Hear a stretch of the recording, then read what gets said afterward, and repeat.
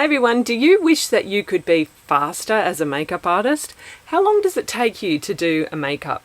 Can you get a makeup done in 30 minutes or 45, or does it take you over an hour?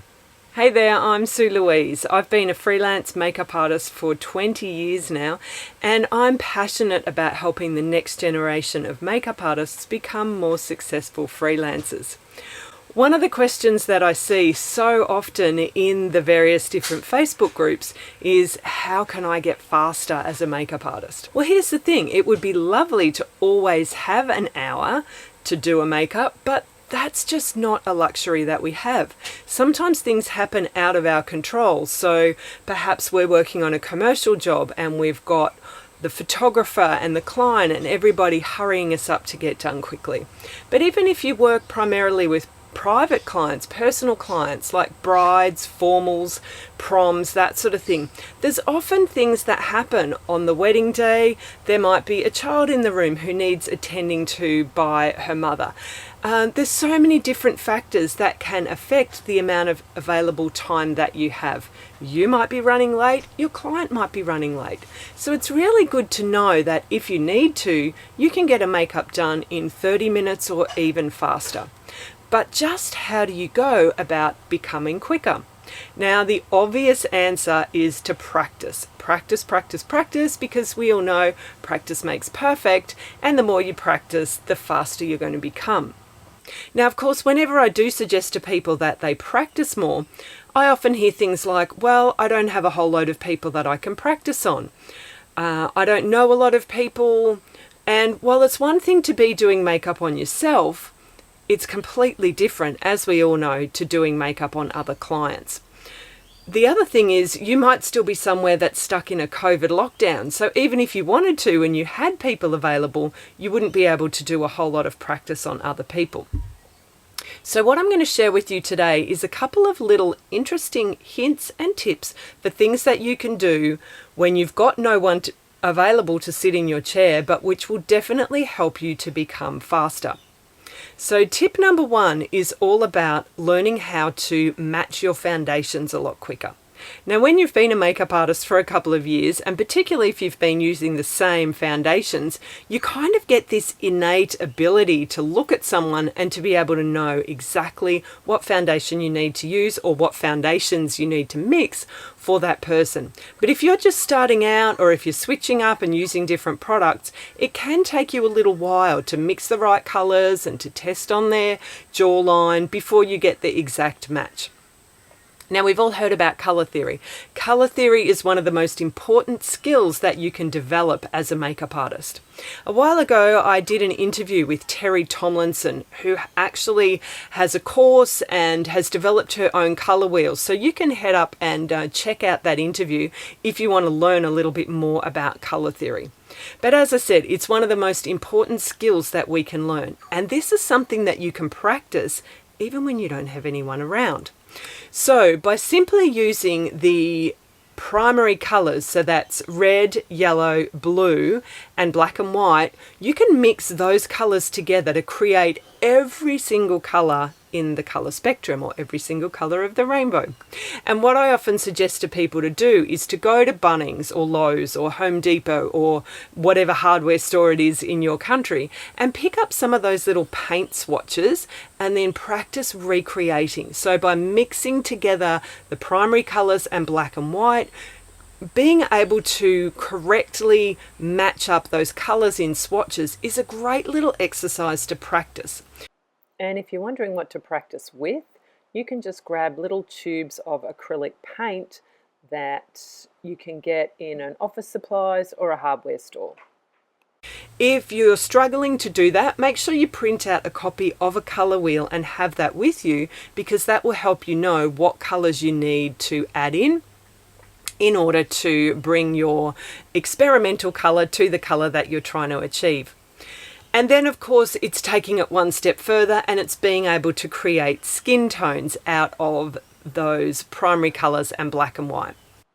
I actually did a Facebook Live showing how I did this right back at the beginning of lockdown last year. So I'll put a link up above. You can go and check out that video if you'd like to see the full video of how I created my skin tone with just the primaries.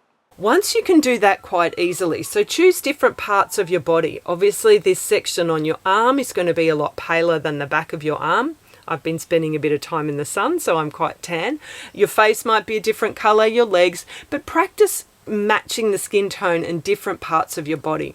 And by applying that color theory, that will help your brain to be able to identify what you need to do to correct the foundation for the person that you're working with. The second tip I have for you is another one which is something that's going to help you become much faster without actually practicing doing makeup. Now this might sound really weird, but I promise you it works. If you've ever heard of the concept of muscle memory, this is something that utilizes that principle. Now, muscle memory is that concept where when you practice something over and over, your muscles just know how to do it without you actually thinking about it. So obviously breathing is the most obvious one, but things like riding a bike, you can not ride a bike for years and then you can get back on a bike and you have no trouble riding it because your muscles, your body remembers how to do it. So how does this relate to being a makeup artist? Well, think about some of the things that we do find quite difficult. So things like doing eyeliner or perhaps lip liner. Things like that are things that we can train our muscles to do to be able to do them better. Now, if you look at some of those makeup artists that are really, really great at winged liner and that sort of thing, and they will say they got that good by practicing over and over. So again, if you don't have people in the chair that you can practice over and over, there are some other little things that you can do to be able to speed up your liner application and your makeup application on the whole. Now, this is a tip I got from Becca Gilmartin, and she has this fantastic program which is all about using techniques of body art to become better makeup artists.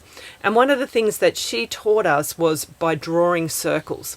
So drawing circles is one of those things that will really help the muscles in your hand and your hand-eye coordination. And if you think about it, those sort of movements are movements that you use when you are doing liner. So the trick here is to not just do the circle and then turn the piece of paper to make it easy, but it's to create the entire circle in one go and then to be able to do it back the other way. Now, if you're anything like me, you'll find that one eye is much easier than doing the other eye. So I'm right-handed, so I actually find going that way to do my winged liner. So on the client's, which one is it? The client's left eye is a bit easier for me than going backwards. So for me, I practice drawing my circles that way. And you'll notice if you do that, it's not only the eyeliner, but it's the shape of the lip as well. And you probably find that doing one side of the lip is easier than the other side. So by practicing drawing those circles in both directions, you're going to be able to improve the way that you do not only winged liner, but lip liner as well. And perhaps even try doing this not so much with a pen and paper, but use your eyeliner brush. And if you don't want to use your eyeliner, you can go to the $2 store and buy little body paints. I find those really good, just little watercolor paints. They will wash out of your makeup brushes really well. But by using those makeup brushes, you're practicing with the actual brushes that you're going to be using. So that will be helpful as well. So the last tip that I have for you today is one that you can practice when you do actually have someone sitting in the chair.